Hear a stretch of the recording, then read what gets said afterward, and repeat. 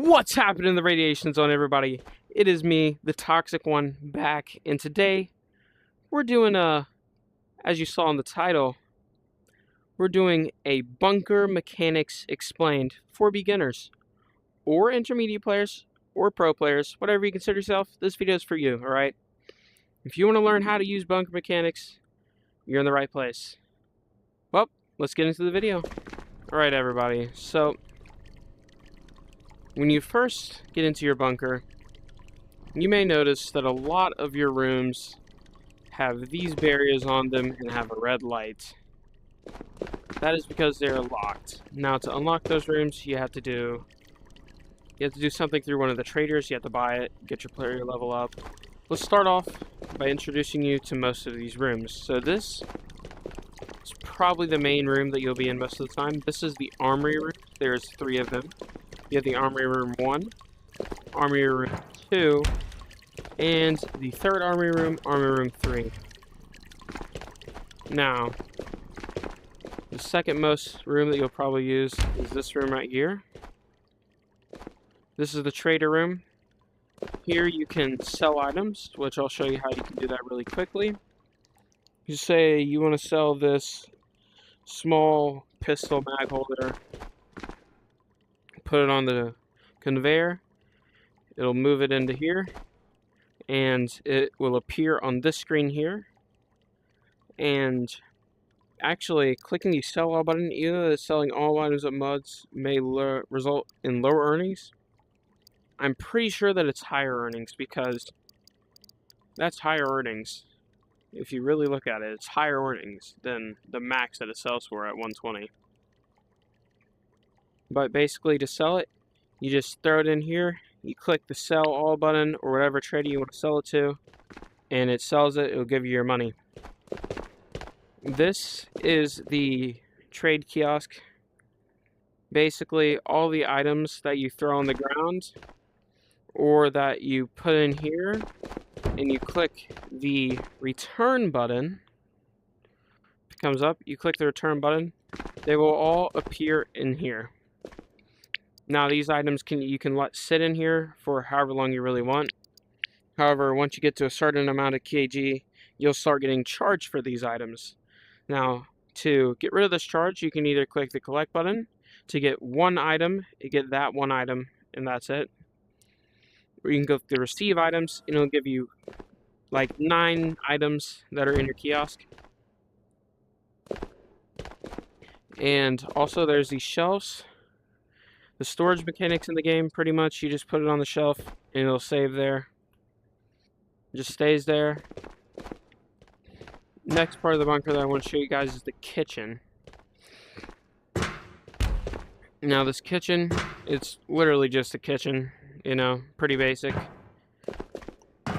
You'll start with some food items, I think, on this first shelf with the default edition of the game. With a higher edition, you'll get more food on the shelves. This is the coffee maker. It doesn't really do anything for you. It's just kind of there so you can make coffee, which the coffee doesn't really do much. It's just sort of for decoration, you know, aesthetic. This is the sink. Of course, just like any other sink, you can fill bottles. So with bottles, they have these black lines on them. Same thing with gas cans. And the water filter has the same black line. Basically, the amount of blue that is in that black line, or in like the gas can's case, the amount of yellow in that black line means how full it is. So this thing's like 75% of the way full, with 75% of that black line being blue. This one is fully black, means completely empty, so you can go ahead, head over here, press grip, it turns on the sink, and fill it up. Now, once you fill it up, you just want to click grip on that again, and it'll turn off the sink so you don't waste your water filter. And put it on the shelf, and it'll store it. Now, water filters / gas, all these things. So these items are bunker, I guess, bunker items, you could say. And basically, you just place them in their spots, and it will work. The water filter, explaining what it does, you place it here or inside of your garden room there's another spot where you can place it. And it allows the sink to work, because without this thing, the sink doesn't work. You put it in, the sink does work. Right, next room is going to be the maintenance room. Now this room, it's kind of useless unless you own skins. Now, once you unlock the room and you get the shelves unlocked, it's very useful for storing items. But if you don't have it unlocked, if you don't have like the room unlocked, you can't store anything on the shelves. Once you unlock the room though, you can store things, and it's great. Gotta love extra storage. So this is the skin selector, which allows you to select a skin and put it on most guns. Let me show you how this works. Let's go get a gun really quick.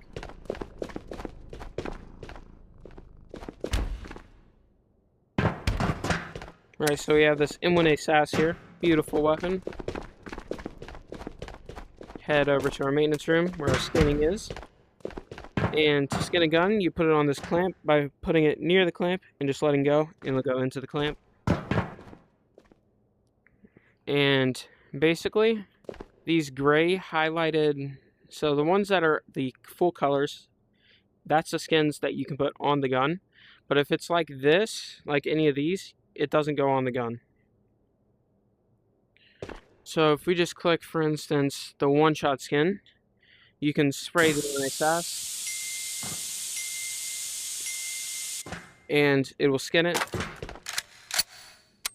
to the skin that you select. You can also reskin to any other skin.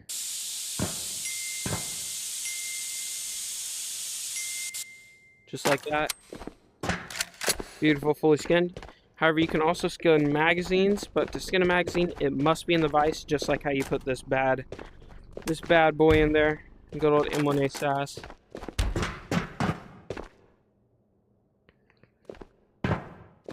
Alright.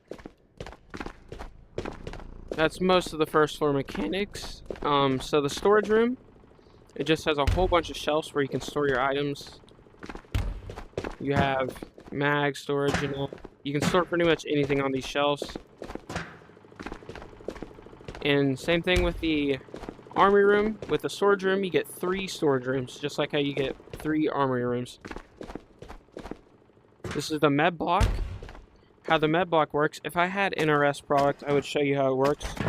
But basically, you will take your turd cake, whatever you want to call it, you'll set it in here, you close it, it'll say ready, you click it, and you wait a few seconds, and you'll have NRSs ready. This is the bandage machine. Again, you open it down here, you put toilet paper in there, close it, you start it, and you'll get bandages.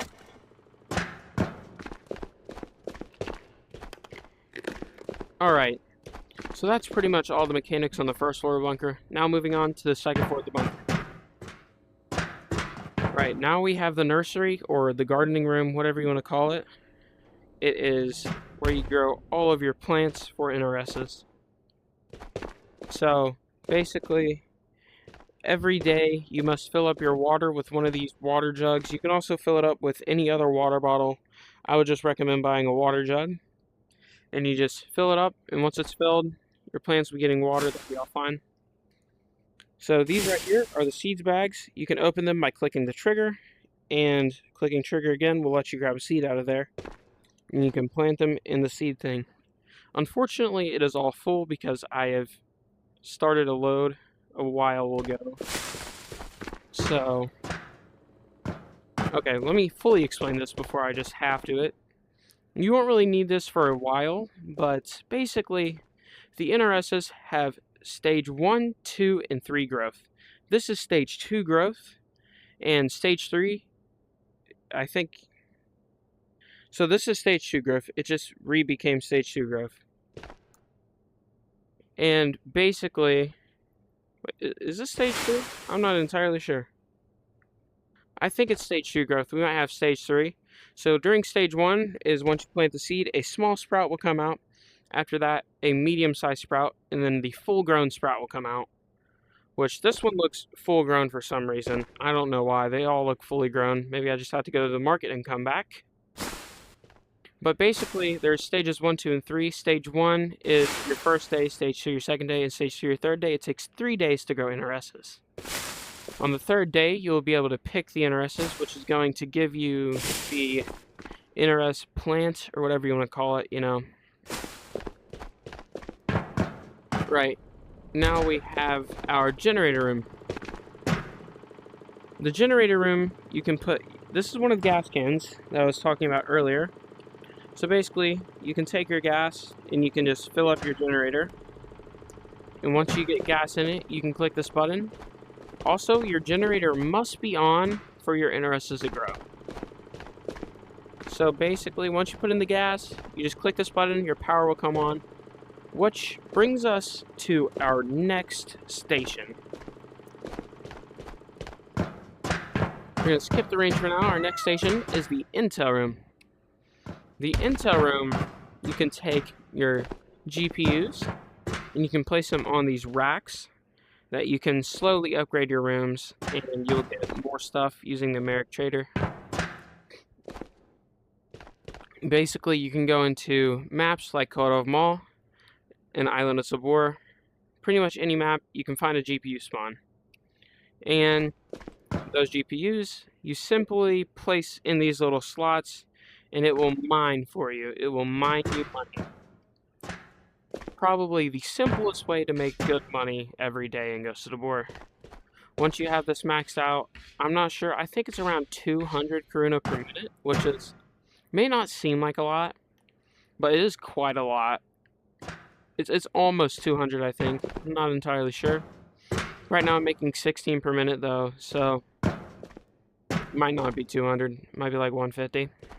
But basically, you put your GPU in, and when you have your power on, it will run, and you'll be slowly making Karuna per minute. Now, it is only really worth turning your power on once you have 3 GPUs. Once you have 3 GPUs, with no upgrades, you'll be making 1.5 Karuna per minute, which is enough to pay for your $7,000 worth of gas every day. And this room has no storage, so basically the only thing it's used for is for your GPUs. That's it. Our next storage, well, our next room, here, we'll go ahead and go back to the range. Our next room on the second floor is going to be the range. Just like any other range, you can bring your guns up here from your armory room, and you can test them out, shoot them at all the targets. Get used to them before you drop into your first raid if you are a beginner. And once you're used to your gun, there's no going back. Because you'll probably, even if you take a long break from the game, never get unaddicted from this game's gunplay. I mean, for me personally, this game's gunplay, it's phenomenal. It's amazing. It's beautiful. But you can come up here and shoot the targets. The targets all actually work. So these ones, you shoot it and the discs go off. You shoot that target, it falls down. You shoot those targets, it falls to the bottom side. That target's a moving target, it just moves. That one's just a wall target. And yeah, that's it. I mean, it does really what a range you'd expect to do. The only real mechanic in here is the reset button. You click the reset button, and it makes everything reset. It puts the targets back on that, makes those flick back up to the top, and it makes that one come back up. Right, on to our next and final room is the vault and bedrooms. So the vault room is where you store all of your Karuna. Whenever you make Karuna from selling it, or you make it from a challenge, whatever, you sell it in the trade room, all that Karuna will come up here. And basically you can fill this entire room with Karuna. It's just like, that's basically like the point of this room. You can put, eventually you'll get so much money to where you'll have all these shelves filled up. You'll have money overflowing all over the ground. You'll have gold bars and silver bars. Next up we have the barracks or bedroom. This is the bed. You of course do not sleep here. We have a locker up here. This is the bathroom, of course, and you got a beautiful mirror. This is where I do all of my intros for my videos. next up, we're going to do the locker systems because there's one right here. So basically, the locker, you can store armor and helmets. So you just take your armor and you simply make sure it's unfolded. You just put it on the hanger. Same thing goes for helmets. For a helmet, you just put it right there. It'll save there. Next mechanic is going to be backpacks. So backpacks save on these hooks on the wall that you see a bag icon. Hold up to it, let go, and the bag will save there.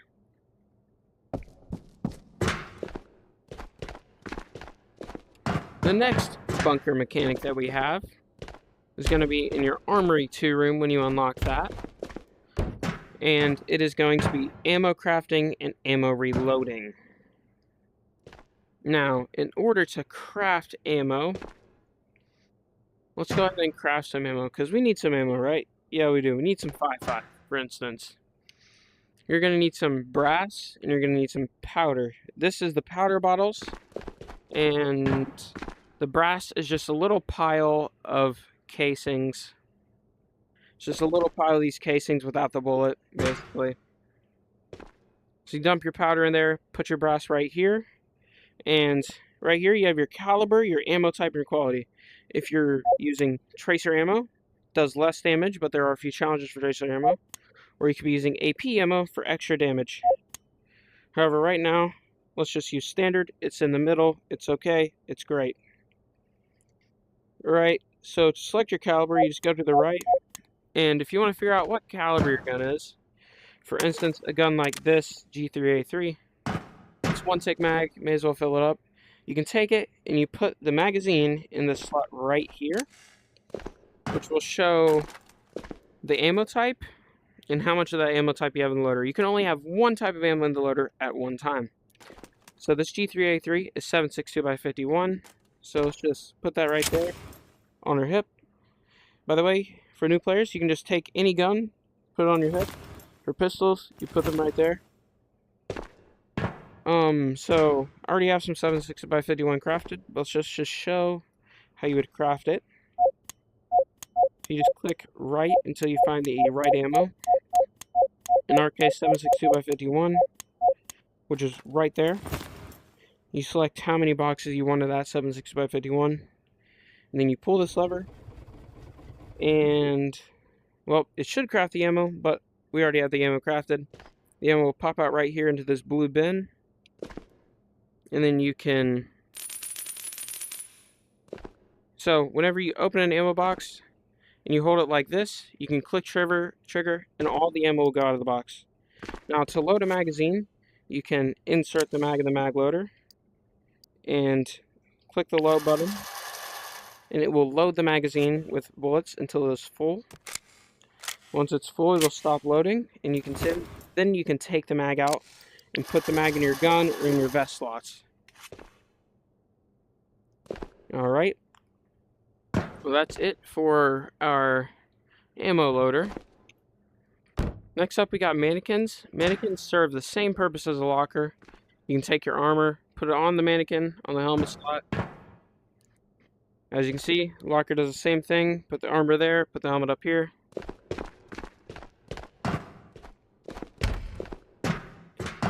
Okay, well, I don't think there's any more mechanics for me to explain in the bunker.